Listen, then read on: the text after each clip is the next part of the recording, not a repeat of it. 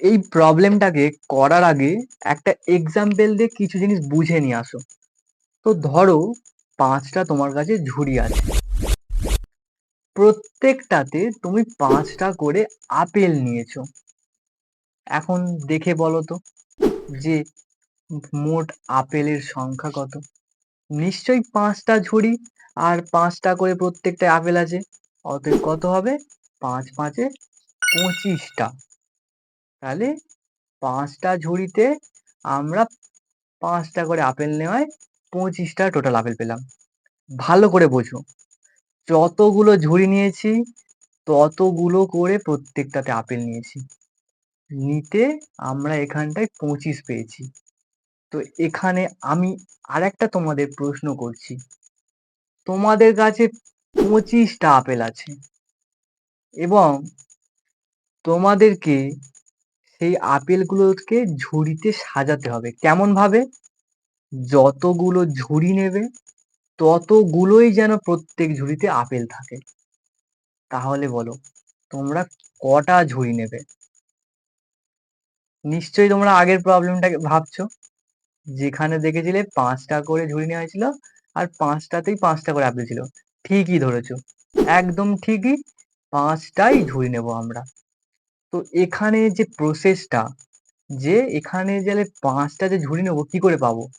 তো ২৫টা আপেল বলা আছে, তো ২৫কে যদি বর্গমূল করে দিই তাহলে দেখো কত হবে? ২৫ এর বর্গমূল ৫।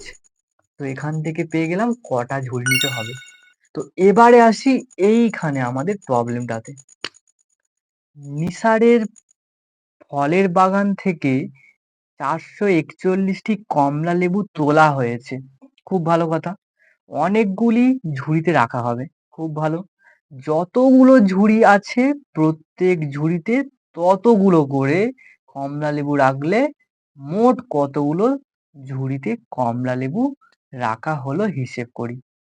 তার মানে যে কটা ঝুড়ি নিয়েছে ততগুলো ঝুড়িতে মানে ততগুলো করে প্রত্যেক ঝুড়িতে আপেল আছে। ধরো ৬টা ঝুড়ি নিয়েছে, তার মানে প্রত্যেক ঝুড়িতে ৬টা করে আপেল আছে। তো এখানে তো কত নিয়েছে সেটা আমরা জানি না। তো সেটা আমাদের দেখে নিতে হবে যে কত নিয়েছে। ঠিক আছে? মানে কটা ঝুড়ি নিয়েছে। তো এখানে যেটা নজর দেওয়ার জিনিস, যেটা আমাদের চোখে পড়ছে, যে মোট মানে ঝুড়ির সংখ্যা,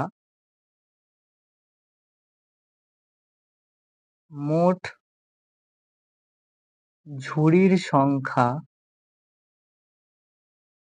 এটা সমস্যা করছে। মোট ঝুড়ির সংখ্যা, আচ্ছা দাঁড়াও ১ সেকেন্ড, অন্য একটা কালিতে ট্রাই করি।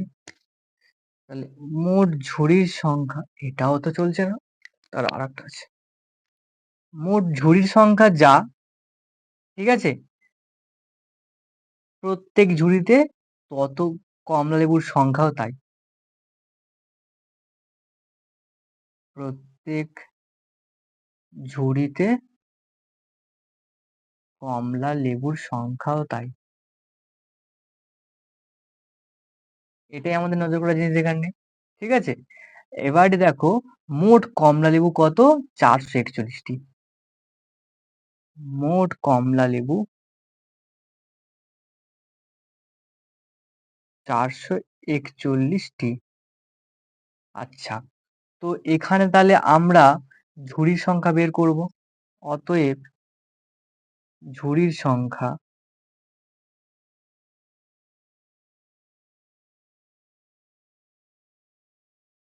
তো দেখো ৪৪১টা কমলালেবুকে আমরা এমনভাবে রাখবো যতগুলো ঝুড়ি নেবো ততগুলো প্রত্যেকটা থাকবে। তার মানে এটার যদি বর্গমূল করে দিই তাহলে সেই সংখ্যাটা পেয়ে যাবো, অর্থাৎ ঝুড়ির সংখ্যা পেয়ে যাবো। তাহলে ঝুড়ির সংখ্যা কি করে পাবো? ৪৪১ বর্গমূল করে। তার মানে যদি করা যায় এটাকে, তার মানে কত হবে? ২, ২ এ ৪, আচ্ছা ২ দিয়ে তো হবে না। এটা হবে ২১ দিয়ে।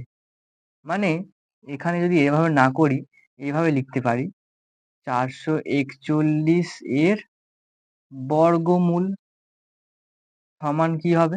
মোট ঝুড়ির সংখ্যা বলতে এর বর্গমূলটা বেরোবে।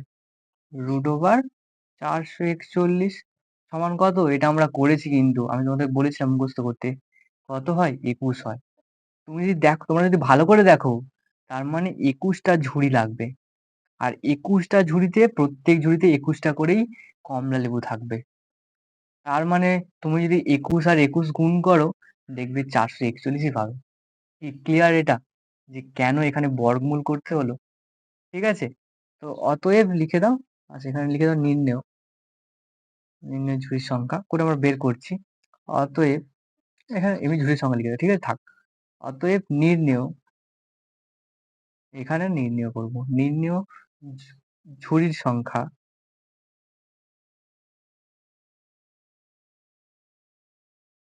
আচ্ছা, এটা লিখতে হবে না।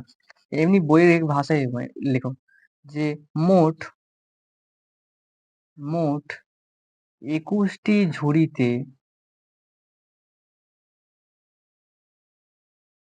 কমলা লেবু রাখা হলো।